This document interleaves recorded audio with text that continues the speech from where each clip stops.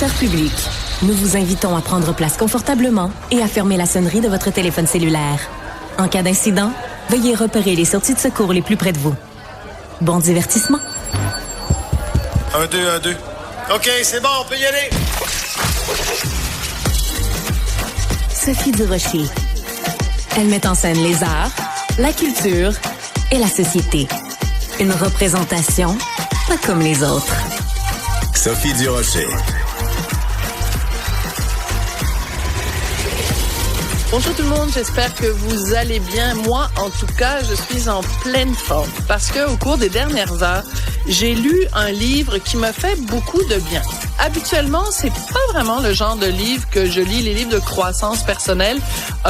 C'est pas ma priorité, mais celui-là, je l'ai dévoré du début jusqu'à la fin. C'est plein de tendresse pour soi, c'est plein de leçons de vie qu'on peut utiliser. C'est le livre de Chantal Lacroix, N'attends pas le bonheur, crée-le. Mon Dieu, Sophie, si tu savais comme ça me rentre direct au cœur. Oui, j'avais peur que ça te fasse de la peine. Non, l'admiration que j'ai pour toi. Oh mon Dieu! Alors non, ça me touche parce que tu sais, c'est un livre sans prétention. J'ai pas le sentiment que je vais révolutionner la planète avec ce livre-là. Mais, tu sais, dans le contexte actuel où il y a beaucoup d'insécurité, où il y a beaucoup de frustration, de colère, de peur du changement. On a peur de changer. Oui, on n'est pas tout à fait heureux dans toutes les sphères de notre vie, mais on a peur d'oser le changement parce qu'on va-tu le regretter? Ça va-tu être pire? Je vais-tu manquer d'argent? Je vais-tu finir mes jours seul? Fait qu'on n'ose pas embrasser ce changement-là qui peut être tellement salutaire. Fait que je trouvais ça intéressant finalement de parler de différentes sphères qui viennent toucher notre vie. Et tant mieux si tu as aimé, parce que je souhaite sans prétention qui te permettent aux gens de goûter un peu plus à chaque jour au bonheur. Mais c'est que la raison pour laquelle j'ai aimé ça, c'est que tu nous parles de ta vie. C'est pas une autobiographie, non, mais tu aucunement. nous racontes. Pourtant, on pense qu'on connaît ta vie, on connaît ta carrière, on connaît Donner au suivant, on connaît. Je peux pas nommer toutes les émissions que tu as soit animées ou produites. Donc, on a l'impression qu'on connaît Chantal Lacroix, mais on apprend beaucoup de choses sur toi. Entre autres, moi, quelque chose qui m'a vraiment émue, ta relation avec tes parents et la confiance que tes parents avaient en toi, c'est une chose que tout le monde souhaiterait avoir des parents comme les tiens. Tout à fait, tu sais, je relate entre autres le passage où quand je suis devenue complètement sourde, évidemment de l'oreille droite, tu sais, l'orienteur m'avait dit que ce serait impossible pour moi de devenir animatrice parce que j'avais commencé à chointer, donc j'espère devenir une animatrice de télévision. C'est très mignon. Et évidemment, quand il m'a dit que ce serait impossible pour moi, je suis arrivée à la maison en pleurant. Et de là, ma mère me dit que c'est ce que tu souhaites. Alors, à partir de maintenant, on va te payer des cours de diction, de prononciation, mais on va faire un pacte ensemble. Je ne veux plus jamais t'entendre prononcer le mot impossible dans ton vocabulaire. Je suis à la veille de mes 60 ans, je fais tout pour pas dire ce mot-là. Sophie, je vais dire, ça va être difficile. Et je pense que ça sera pas possible, mais je dis pas le mot impossible. Mais effectivement, je suis très consciente que j'ai eu le privilège d'avoir les parents que j'ai eus qui ont pas donné raison à cet orienteur-là, mais qui auraient pu dire, écoute, c'est ce qu'il fait, c'est ça qu'il fait dans la vie. Donc, j'ai eu des parents, autant mon père que ma mère, qui ont toujours été là pour me supporter, m'encourager dans mes rêves et peut-être me donner confiance puis nourrir mon estime quand moi, je n'avais pas moi-même.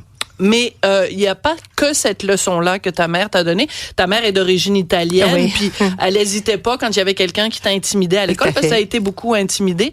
Elle hésitait pas à aller vraiment brasser, mais vraiment, là, aujourd'hui, elle se retrouverait en prison.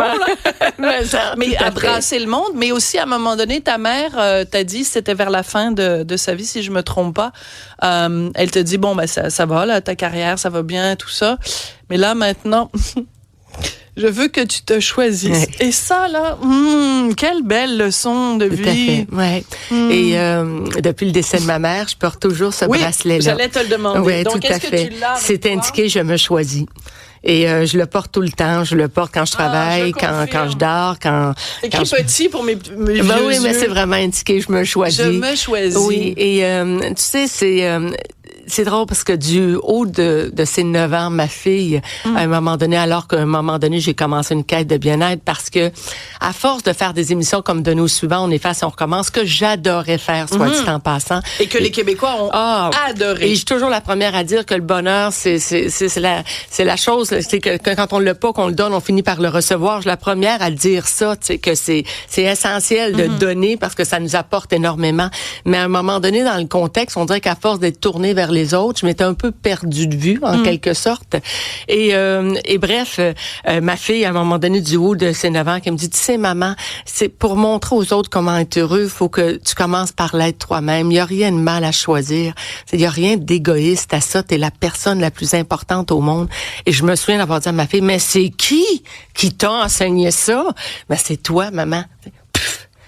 On enseigne souvent ce qu'on a besoin d'apprendre. Ouais. Et ma mère, c'est ce qu'elle me disait, tu es la personne la plus importante. Si toi, tu prends pas soin de toi, qui va le faire à ta place? Et tu sais, quand on prend l'avion, c'est la première chose qu'ils nous disent. Qu'on nous enseigne. Ben, si jamais il arrive une situation d'urgence, le masque, vous le mettez pas auprès de votre être cher, vous le mettez à vous, parce que si vous vous évanouissez, vous avez pas d'oxygène, vous pouvez pas prendre soin des autres. Donc, moi, quand je lisais ton livre, je me disais, elle a animé pendant tellement de temps, puis elle a tellement été marquée par donner au suivant. Maintenant, c'est plus donner au suivant, c'est donner à Chantal. Ben, en fait, oui, j'ai compris que ça devait aussi commencer par moi-même pour ne me nourrir, je dirais, intérieurement, d'une certaine façon.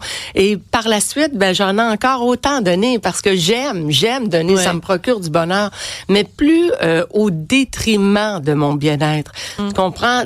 Je me souviens, quand j'étais dans cette roue-là où j'étais toujours tournée vers les autres, les gens me voyaient aller, puis ils me disaient toujours, hey, j'espère que tu prends soin de toi. Puis à chaque fois, je disais toujours, hey, inquiète-toi pas pour moi. Moi, quand ma marmaille est heureuse autour de moi, moi, je suis heureuse. Mais à un moment donné, j'ai compris que mon bonheur pouvait pas juste passer par celui des autres. Et à partir de là, que j'ai commencé une quête de bien-être où j'ai eu le privilège d'aller à la rencontre de plein de professionnels, de sommiter dans différents domaines qui m'ont nourri, qui m'ont donné des outils, qui m'ont partagé des enseignements. Puis c'est ça, en grande partie aussi, que je partage dans N'attends pas le bonheur, crée-le. Il y a une neuropsychologue qui t'a dit à un moment donné, note 5 petits bonheurs par jour. Il y a des années de ça, j'ai eu un moment vraiment très, très, très difficile et j'étais allée voir une psy. Et elle m'avait dit, fais ça, fais un cahier. Fais un cahier, puis écris 5 bonheurs par jour. Puis j'écrivais à ce moment-là dans le magazine Châtelaine. Puis j'avais fait un article qui s'appelait « Les grands cahiers », quelque chose comme ça. Écoute, 20 ans plus tard, il y a encore des gens qui m'arrêtent dans la rue en disant « Madame Durocher, votre article sur les grands cahiers, là, il est encore appuyé sur mon frigo avec un aimant. » Ça, juste prendre cette habitude-là de faire 5 bonheurs par jour. Tout à fait, d'avoir des gratitudes, ça nous permet de focusser sur ce qui arrive de positif dans notre journée plutôt que le négatif. Et c'est drôle, tu fais allusion à cette neuropsychologue-là, c'est Joanne Lévesque, pour ne pas la nommer. Et Joanne, je me souviens, je venais de passer un électroencéphalogramme quantitatif et c'est là qu'on avait découvert, j'avais une propension à la dépression. Je voulais pas me tourner vers la médication, quoique c'est correct. Je pense que des fois, tu as besoin de te tourner vers ça pour mettre ton cerveau chacun sur pause. Trouve son remède. Je voulais pas aller là de mon côté et elle m'a partagé plein de trucs comme ça qui pour moi étaient d'un ridicule absolu et je croyais pas à l'efficacité, mais quand même j'ai décidé de les appliquer pendant 7 mois de temps, le temps de ma quête, parce que je voulais vraiment voir une différence dans mon électroencéphalogramme quantitatif où on voyait très bien la propension à la dépression. Et à la fin, après avoir appliqué ça, où ce sont des exercices d'une simplicité, mais j'ai appris ne jamais sous-estimer l'efficacité d'un exercice par sa simplicité. Donc, c'était aussi banal que faire les gratitudes, aussi banal que faire des affirmations au quotidien à chaque jour, parler au présent, être positive, être précise dans ce que tu... Les tirelires. Oui, raconte les tirelires. Je ne veux pas vendre tous les punchs du livre, mais moi, la tirelire, je trouve ça génial. Mais parce surtout que ça coûte pas cher. Ça coûte pas cher, effectivement. Mais c'est qu'on a on n'écoute pas toujours le discours qu'on a d'abord envers soi. Ouais. Souvent, on est sévère envers nous. On va dire, mon Dieu, que je fais dire aujourd'hui, ça n'a pas de bon sens. Donc, souvent, on a d'abord un discours sévère envers nous. Et souvent, on a tendance à chialer chialer. Ce qu'il faut comprendre, c'est qu'à chaque fois qu'on chiale, ça occupe de la place dans notre cerveau. Ça libère du cortisol, évidemment, qui est l'hormone du stress. Et dans ma quête, évidemment, de bien-être, on m'a fait faire un exercice qui était fort intéressant. On m'a dit, achète 2 tirelires, prends-en une où à chaque fois que tu fais un compliment, mais de façon naturelle. Pas genre, je vais me lever aujourd'hui puis je vais complimenter tout le monde. Un compliment qui vient de façon naturelle, mets 25 sous dans la tirelire. Et à chaque fois que tu chiales, même si tu sais que tu as raison, à chaque fois que tu chiales, c'est ça. Mets 25 sous dans la banque. Ouais. Bien évidemment que c'est la banque à chiolage qui va se remplir le plus rapidement. Mais c'est juste pour nous faire observer le comportement qu'on a au quotidien, parce qu'à chaque fois qu'on chiale, c'est une énergie négative qu'on brasse considérablement, qu'on brasse constamment. Je vais quand même te soumettre quelque chose, Chantal. Quand je fais, moi, le bilan de ma vie, puis on a à peu près le même âge, à quelques mois près. Quand je fais le bilan de ma vie, puis que je me dis, les fois où ça a mal été dans ma vie, c'est pas des fois où j'ai été trop... C'est à chaque fois des fois où j'ai été trop gentille, où j'en ai trop laissé passer, où je me suis pas assez tenue debout. Et donc, c'est pour ça que je lisais ton livre, je me disais, il y avait beaucoup de trucs de... Soyez positif, soyez gentil, soyez ouvert à l'autre et tout ça. Puis je me disais, des fois, est-ce qu'il y a un danger, autrement dit, à être trop gentil? En fait, je te dirais, les moments où tu l'as été, à ce moment-là, pour toi, c'était la meilleure décision que tu as prise. Je connais personne qui se lève le matin et qui se dit, aujourd'hui, je prends que des mauvaises décisions. À ce moment-là, c'est cette décision-là, c'est cette attitude-là que tu avais envie d'avoir. Avec le temps, s'il est arrivé des moments où tu t'es dit, j'ai pas été capable de me tenir, j'ai pas été capable d'être assez forte, et là, ça m'a mené là. Ben, tranquillement, c'est quelque chose que ça dépose chez toi qui va faire en sorte que par la suite, ben, face à cette situation-là, tu vas être capable de prendre parole, tu vas être capable de te tenir debout parce que tu vas te souvenir de comment ça te fait sentir. Fait que pour moi, il y a jamais que, je peux dire que j'ai trop été gentille, ça m'est jamais arrivé. Non, mais tu t'es déjà fait avoir, mettons, en affaires, en amour, en amitié, dans la famille. Mais sais-tu quoi, ça a contribué, puis je sais qu'on n'aime pas dire ça, mais ça a contribué à faire en sorte que je suis la femme que je suis aujourd'hui, avec le bagage que j'ai, avec les arguments aujourd'hui que je peux avoir, avec, tu comprends, tu sais, alors ça a construit la femme que je suis aujourd'hui. J'ai aucun regret, mais tellement pas face à des moments où j'ai été trop gentille, face à des moments où j'ai pu être échaudée. J'en ai pas, sincèrement. Puis c'est intéressant parce que quand tu dis justement les épreuves ou les moments difficiles m'ont aidé à devenir la personne que je suis, là je te regarde avec tes magnifiques mains qu'on voit d'ailleurs à la une de sur la couverture de ton livre. Donc tu es atteinte, les gens le savent, de vitiligo.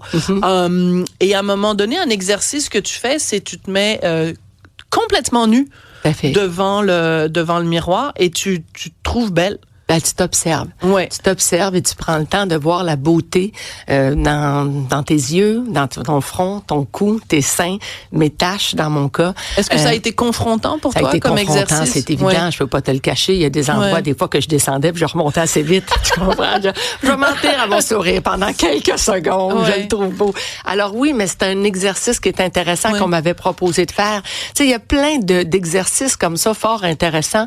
Et puis à un moment donné, ben tu comprends que ton physique, c'est juste une enveloppe corporelle. C'est juste une enveloppe corporelle.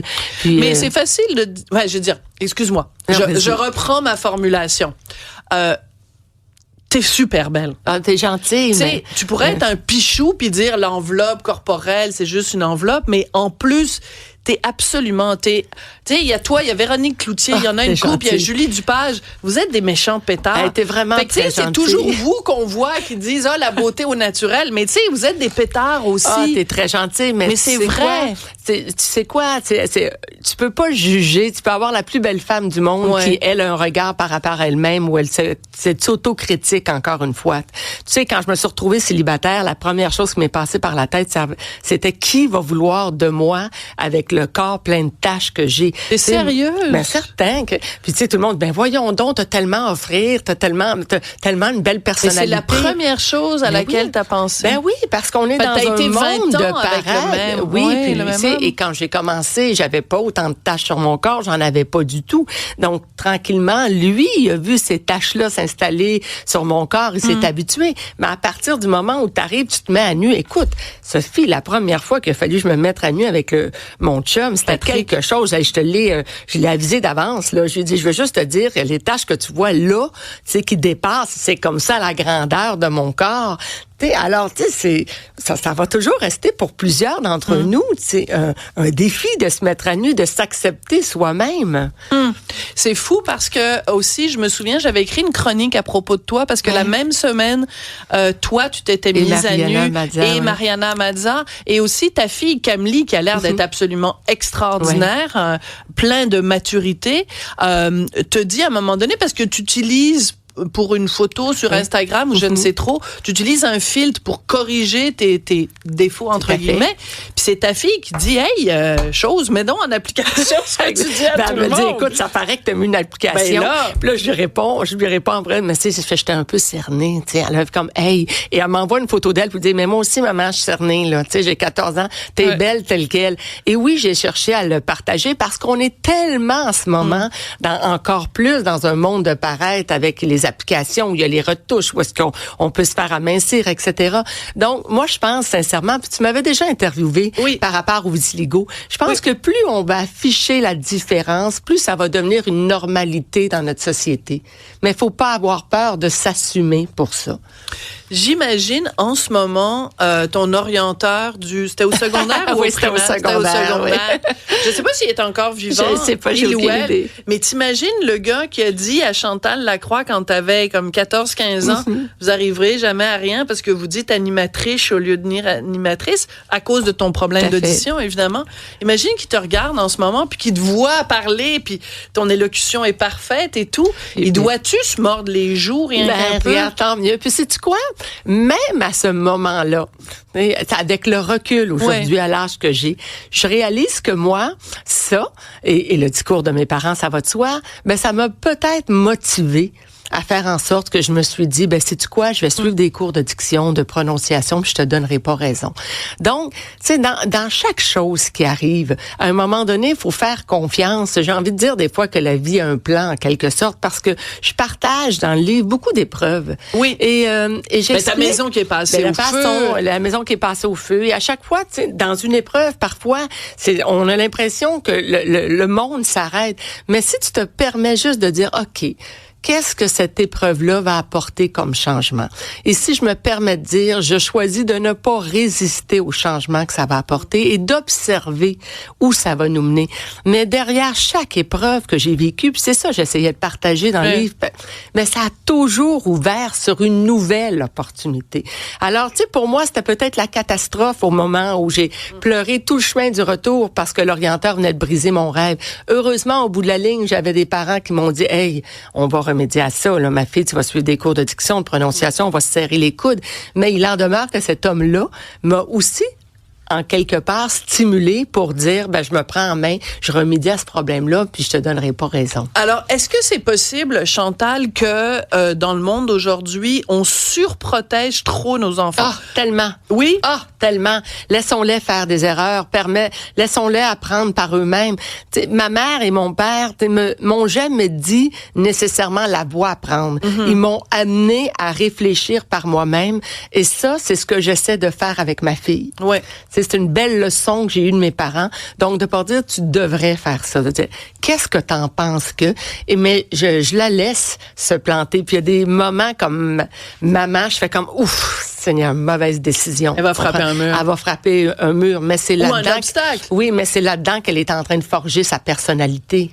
Ouais, parce que c'est ça, parce que en fait, si mettons on est trop protecteur, ben là on se retrouve pas devant un orienteur qui nous dit j'y arriverai pas, ou on se retrouve pas devant quelqu'un qui dit bon.